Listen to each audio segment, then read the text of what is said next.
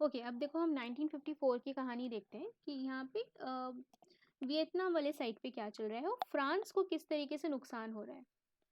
तो देखो एक बैटल होती है 1954 में, बैटल ऑफ दीन बाई फू।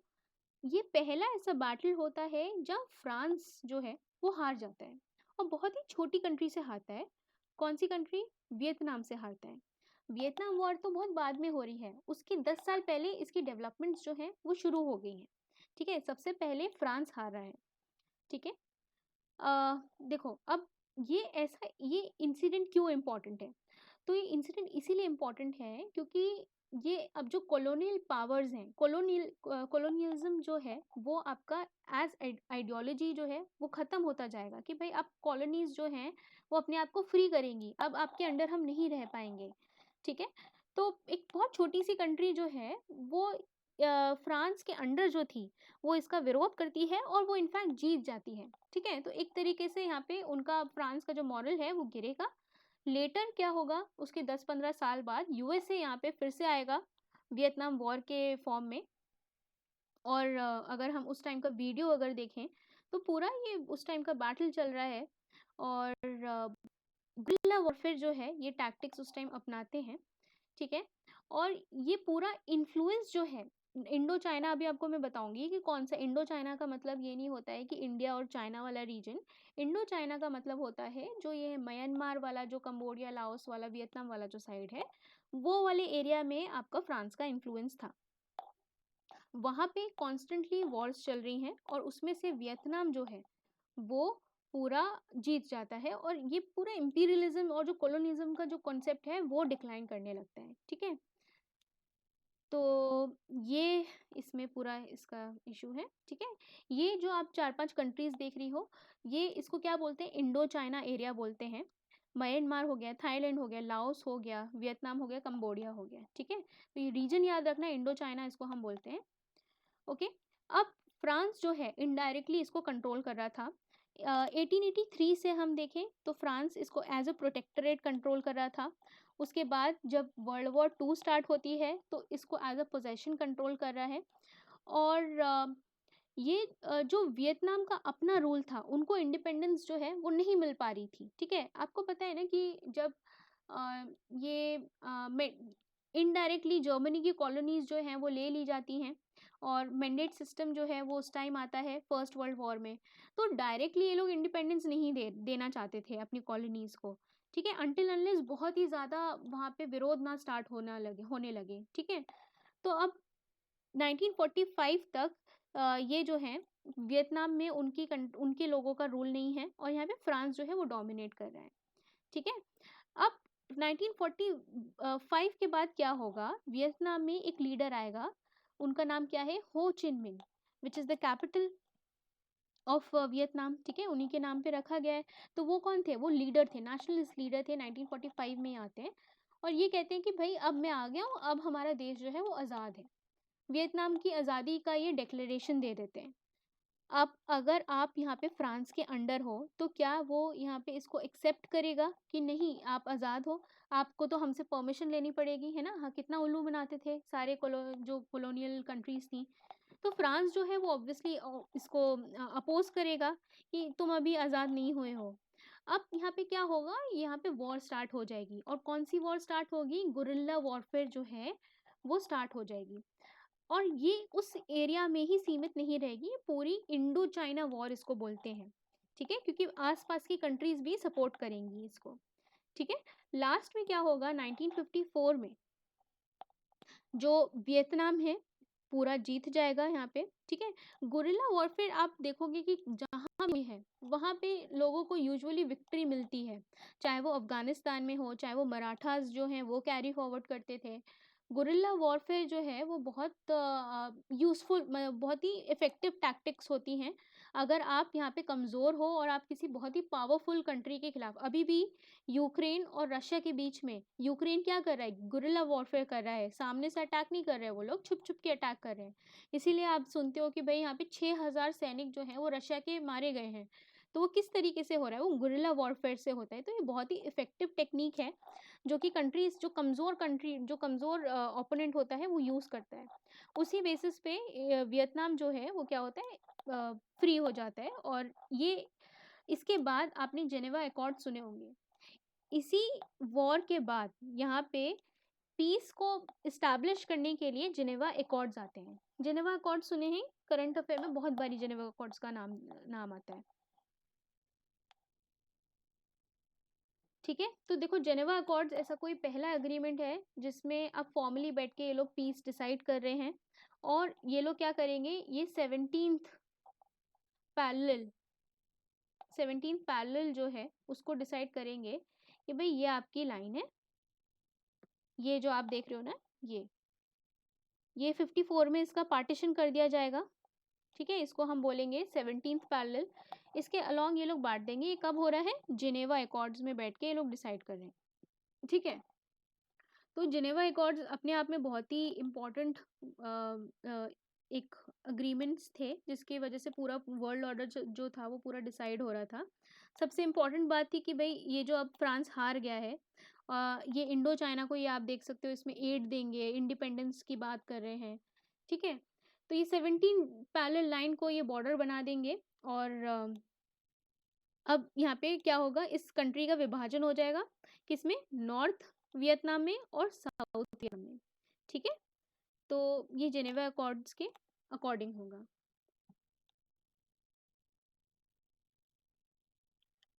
ओके, और भी बहुत सारी बातें यहाँ पे हो रही हैं जेनेवा अकॉर्ड्स में। ठीक है, मेनली यहाँ पे वियतनाम पे ही फोकस है कि भाई यहाँ पे क्या होगा कि 2 साल तक के लिए 17 पैरेलल में ये डिवाइडेड रहेंगी ये दो कंट्रीज। ठीक है, उसके बाद ये पूरा जो है फॉर्मल डिस्कशंस इसके चल रहे हैं। ये आप मैप देखो, यहाँ पे ये पूरा जो है डिवीजन इसका बन रहा है। ओके, अब इसी दौरान जो है वो सियाटो बनाया जा रहा है। सियाटो क्या था, जैसे नेटो था, नेटो पूरा मिलिट्री अलायंस था, सियाटो जो था वो साउथ ईस्ट एशिया वाली जो कंट्रीज हैं उनको, उनका एक ग्रुप बना दिया कि भाई आपको कभी भी कोई दिक्कत हो तो आप आपस में बात कर लो। जैसे कि अभी क्या है, आपका सार्क है, आपका बीमस्टेक है। ठीक है, तो ये मिलिट्री अलायंस नहीं है, लेकिन ये यहाँ पे क्या है, एक सिक्योरिटी पर्सपेक्टिव के साथ एक साथ आ रहे हैं। अटैक करने की यहाँ पे कोई बात नहीं है। ठीक है, लेकिन हाँ नेटो से बहुत सिमिलर है, लेकिन नेटो की तरह इफेक्टिव नहीं है ये सारे ऑर्गेनाइजेशंस। और इनका रीजन अलग है। सेंटो का क्या था, मिडिल ईस्ट था। सियाटो का क्या है, यहाँ पे साउथ ईस्ट एशिया है। ठीक है, ओके, तो देखो इसमें कौन कौन कंट्रीज थी सियाटो में, आपका ऑस्ट्रेलिया था, फ्रांस था, पाकिस्तान था, Philippines, Indonesia, Thailand, Singapore, United states of China, आप देख सकते हो। ठीक है, और United states of Pacific, Republic of China. ठीक है, देखो उस टाइम जो है इस वाले पे ये 94 में आपका पीआरसी जो है वो रिकॉग्नाइज नहीं हो रहा है। ठीक है, यहाँ पे कौन से वाले कंट्री को हम रिकॉग्नाइज करते हैं एज अ चाइना, जो ताइवान है उसको हम रिकॉग्नाइज करते हैं। ठीक है, तो वन चाइना पॉलिसी जो है वो अभी एग्जिस्ट नहीं कर रही है। We recognise Republic of China as a legitimate China, जो कि बाद में 70s में चेंज हो जाएगा। और हम किसको रिकॉग्नाइज करेंगे, पीपल्स रिपब्लिक ऑफ चाइना को। हम main China, one China policy को हम फॉलो करेंगे, मतलब हम नहीं, द वर्ल्ड। ओके, तो ये आप देख रहे हो सियाटो के जो मेंबर्स हैं। ठीक है, सो ये जो सारे ऑर्गेनाइजेशंस बन रहे हैं इनसे आपका आ रहा है कलेक्टिव सिक्योरिटी का जो नेगोशिएशन है वो स्टार्ट हो रहा है। ठीक है, सियाटो जो है वो बाद में ख़त्म हो जाएगा। वो किस तरीके से ख़त्म होगा, आपको पता है कि 1971 में बांग्लादेश लिबरेशन वॉर जो है वो चालू हो जाए। अब सियाटो का कौन मेंबर है यहाँ पे, सियाटो का पाकिस्तान भी मेंबर है। तो ये बार बार बोलेगा सियाटो से कि आओ हमारी मदद करो, इंडिया जो है हम अटैक कर रहा है तो हम क्यों हो। तो सियाटो जो है बोलेगा भाई हम तुम्हारी मदद क्यों करेंगे। तो फिर 1971 में ये है पाकिस्तान की मदद नहीं करता है। तो उसके बाद जो है बेचारा पाकिस्तान वो बुरा मान जाता है, कहता है मेंबर नहीं बनना, तुमने हमारी मदद नहीं की। और 1971 में ही ये जो है सियाटो से। उसके बाद 1975 में क्या हुआ, सियाटो की जो फंडिंग है वो फ्रांस बंद कर देता है और इसका पूरा एग्जिस्टेंस सियाटो का खत्म हो जाता है। उसी प्रकार हमने देखा था कि 1979 में सेंटो भी जो है वो भी इनफेक्टेड है। सारे जो ऑर्गेनाइजेशंस हैं वो यहाँ पे खत्म हो जाते हैं। नेटो भी आपको पता है कि अब ख़त्म हो रहा था ट्रम्प के टाइम तक, उसका रेलेवेंस नहीं था, लेकिन अब वो फिर से रिवाइव जो है उसको करने की कोशिश कर रहे हैं। ठीक है, ओके। अब देखो 1964 में क्या हो रहा है, यही पूरा जो मौका है मिल जाता है यूएसए को। ये अभी तो बस स्टार्टिंग थी कि भाई वियतनाम जो है वो जीत रहा है और फ्रांस को उन्होंने भगा दिया है, अब वो इंडिपेंडेंट हो चुके हैं। लेकिन आप देख रहे हो कि ये कंट्रीज़, हमने जब पिलर्स की बात की थी कम्युनिस्ट कंट्रीज़ की, तो हमने देखा था कंबोडिया, थाईलैंड, चाइना, लाओस, ये सारी कौन सी कंट्रीज़ थी, कम्युनिस्ट कंट्रीज़ जो थी, कम्युनिज्म के इन्फ्लुएंस में थी। तो यूएसए जो है वो कभी नहीं चाहेगा कि ये जो कंट्री इंडिपेंडेंट हुई है ये यहाँ पे कम्युनिज्म के इन्फ्लुएंस में आए। ठीक है, तो वो तो बस मौका देखते हैं कि हमें किसी ना किसी तरीके से यहाँ पे इंटरवेंशन का मौका मिल जाए और हम अपने मोटिव्स को पूरा कर पाएँ। ठीक है, तो अब ये देख रहे हैं कि भाई फ्रांस यहाँ पे हार चुका है। 1964 में क्या होगा कि ये गल्फ ऑफ टोंकिन जो आप देख रहे हो, गल्फ ऑफ टोंकिन में ये एक जो शिप होता है, अमेरिकन शिप, उसको ये बहाना बनाते हैं कि भाई इसको आपने क्या किया, इसको आपने गिरा दिया, इसको आपने चोट पहुंचा दी। ठीक है, तो इसको अटैक करने की वजह से अब क्या होता है, यूएस को एक अ, मौका मिल जाता है कि भाई ये हम इस पे अब बदला लेंगे। ठीक है, सो ये यहाँ पे स्टार्टिंग होती है।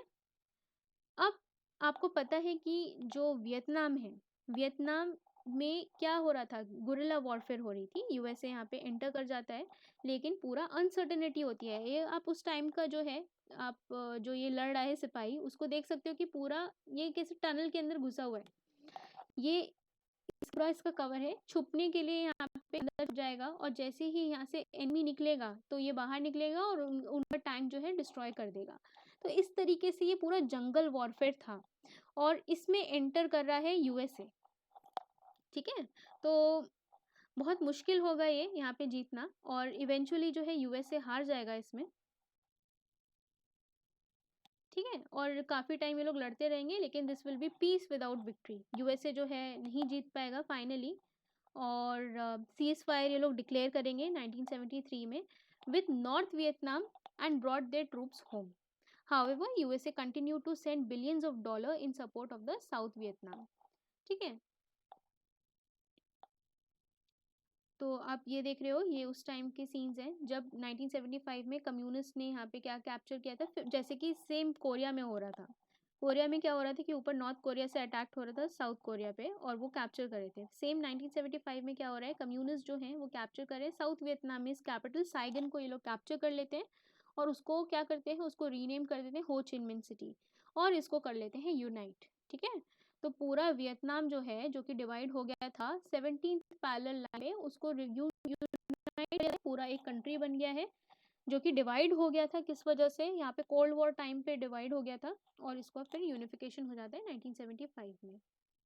ठीक है, तो ये आप देखो कि इसमें बहुत सारे अमेरिकन्स जो हैं उस वॉर में मरे थे, और अमेरिकन्स जो है वो भी यहाँ पे डिमोरलाइज होते हैं कि भाई आपको अगर कितना भी कोई सुपर पावर हो तो पॉसिबल है कि उसको हराया जा सकता है। ठीक है, तो ये यहाँ पे दो